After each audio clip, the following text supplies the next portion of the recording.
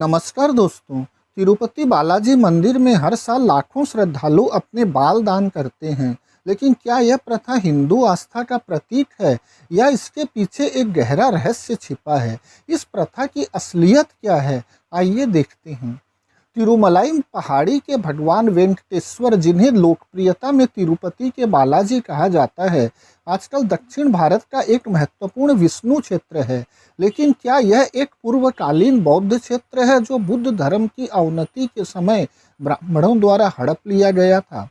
तिरुपति में मुंडन प्रथा को आधार बनाकर आज इस बात को समझते हैं। सर्वप्रथम ब्राह्मणीय या हिंदू मुंडन के बारे में समाज में प्रचलित कुछ प्रचलित धारणाओं को देखते हैं। यह एक सर्वविदित तथ्य है कि हिंदू धर्म में सिर मुंडवाने को अशुभ माना जाता है। इसके बारे में केवल धार्मिक ग्रंथों में ही नहीं बल्कि संस्कृत नाटकों जैसे मृच्छकटिकम में भी संदर्भ मिलते हैं। हिंदू पुरुष का सिर तभी मुंडा जाता है जब घर में कोई बुजुर्ग व्यक्ति मरता है, और महिलाओं का सिर केवल तब मुंडा जाता है जब वे विधवा होती है। लेकिन यह भी सर्वविदित है कि विधवा का सिर मुंडा होना हिंदू धर्म में अशुभ भी माना जाता है। इसका स्पष्ट उदाहरण बंगाल में ब्रह्म समाज द्वारा प्रदर्शित किया गया था, जब उन्होंने एक अमावस्या की रात को विधवाओं के सिर मुंडवाकर एक सम्मान समारोह आयोजित किया, यह साबित करने के लिए कि न सिर मुंडवाना अशुभ है और न अमावस्या की रात अशुभ है। यह भी दिखाया गया है कि एक मुंडित व्यक्ति से बात करना भी अशुभ माना जाता था, और इस बारे में विष्णु पुराण में भाग 3 अध्याय 18 श्लोक 53 से 100 के बीच में एक कहानी है।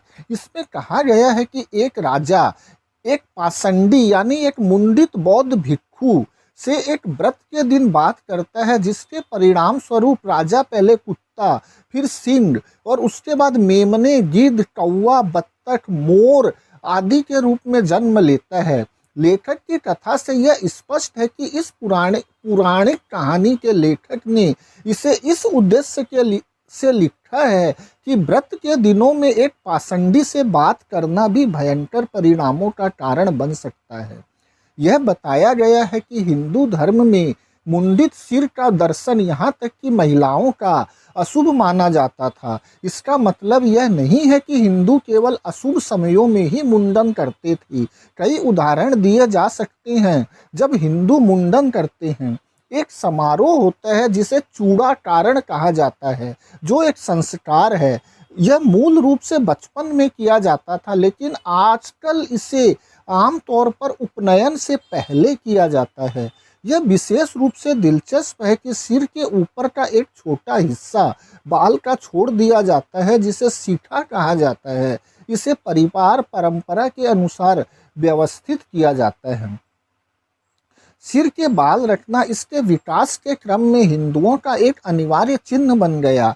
सीठा और जनेऊ द्विजों के लिए अनिवार्य बाहरी चिन्ह है। ये मुंडन जो वैदिक अनुष्ठानों से संबंधित है, तिरुपति के मुंडन को स्पष्ट नहीं कर सकते हैं, क्योंकि वैदिक मुंडन केवल द्विज कहलाने वाले वर्गों के लिए विशेषाधिकार होते थे, जबकि तिरुपति में यह सभी जातियों द्वारा और मुख्य रूप से अद्विजों द्वारा किया जाता है। अब देखते हैं हिंदू तीर्थों में मुंडन के बारे में। हिंदू तीर्थों में मुंडन क्यों होता था? क्योंकि हिंदू धर्म शास्त्रों में तीर्थ यात्रा पर जाने से पहले मुंडन की सिफारिश की गई है। पद्म पुराण और स्कंद पुराण यात्रा से पहले मुंडन की सिफारिश करते हैं। विष्णु पुराण का एक श्लोक जो तीर्थ चिंतामणि और तीर्थ प्रकाश में भी उद्धृत है, कहता है मुंडन को प्रयाग में तीर्थ यात्रा करते समय किया जाना चाहिए, और जब किसी के पिता या माता की मृत्यु हो जाए तो उसे हल्के में व्यर्थ में मुंडन नहीं करना चाहिए। यहाँ विष्णु पुराण वास्तव में यह कहता है कि मुंडन केवल उचित कारण से किया जाना चाहिए। इसलिए किसी भी स्थिति में यह श्लोक तिरुपति के मुंडन को स्पष्ट नहीं करता है। इस प्रकार तिरुपति का मुंडन पुराणों के नियमों से मेल नहीं खाता है। विष्णु पूजा की विधि में भी मुंडन नहीं है। यह भी ध्यान देने योग्य है कि विष्णु मूर्ति की पूजा की सामान्य विधि, जिसे षोडश उपचार कहा जाता है, जिसके 16 तरीके होते हैं, लेकिन यह उल्लेखनीय है कि मुंडन या बालों को काटने की प्रथा इनमें से एक भी तरीके के रूप में नहीं मिलती है। यह सुझाव दिया गया है कि बालों का अर्पण सिर अर्पण का प्रतीक है। यह व्याख्या भी विष्णु मंदिर के लिए उपयुक्त नहीं है, क्योंकि सिर अर्पण में हिंसा शामिल होती है, जो वैष्णव धर्म के सिद्धांतों के खिलाफ है। हालांकि यह शक्ति पूजा में स्वीकार्य हो सकता है। महाबलीपुरम के 7वीं सदी के शिलालेखों में देवी वाक्पति को बाल अर्पण करते हुए दिखाया गया है। कन्नौज की 8वीं सदी के दरबारी कवि ने देवी विंध्यवासिनी के मंदिर में बाल अर्पण का उल्लेख किया है। तांत्रिक साधु शिखा को एक तांत्रिक अंग मानते थे और उसे यंत्र के चारों कोनों पर रखकर पूजा करते थे। तांत्रिक साधुओं के दीक्षा में शिखा का अर्पण एक महत्वपूर्ण अनुष्ठान था। महानिर्वाण तंत्र में उल्लेख है कि पितर, देवता और देवर्षि और साथ ही सांसारिक जीवन में किए गए कार्य शिखा में निवास करते हैं। साधु अपनी शिखा को अग्नि में अर्पित करते हैं और मंत्रोच्चारण करते हैं। तांत्रिक साधुओं द्वारा शिखा अर्पण की यह प्रथा आज भी नाथपंथियों में प्रचलित है। इनका वैष्णव धर्म से क्या संबंध है? कुछ भी नहीं। ये दोनों कथित रूप से अवैध हैं और बौद्ध धर्म के अधिक निकट है, ब्राह्मणवाद के कम। तिरुपति के मुंडन का तांत्रिक और नाथ प्रथाओं से क्या संबंध है? वस्तुतः नाथवाद को विद्वानों द्वारा बौद्ध धर्म का ही भ्रष्ट रूप माना गया है और यह विश्वास किया जाता है कि यह बौद्ध निकायों से उत्पन्न हुआ था, जब बौद्ध धर्म का सामान्य पतन हुआ था। ब्राह्मणों को मृत्युदंड से भी छूट थी। गैर ब्राह्मणों के लिए जो अपराध शारीरिक दंड योग्य थे, वही ब्राह्मणों के लिए मुंडन के रूप में दंडित होते थे।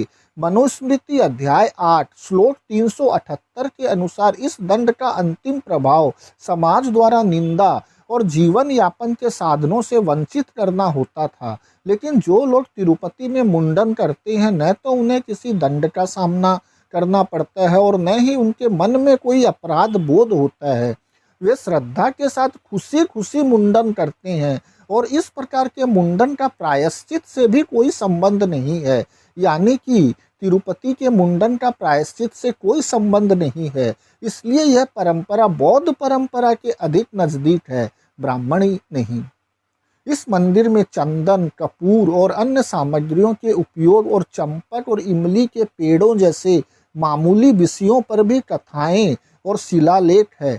लेकिन मुंडन की परंपरा में सबसे हैरान करने वाली बात यह है कि हालांकि यह बहुत समय से प्रचलित है, लेकिन फिर भी इसके बारे में न कोई किंवदंती और न ही कोई शिलालेख है।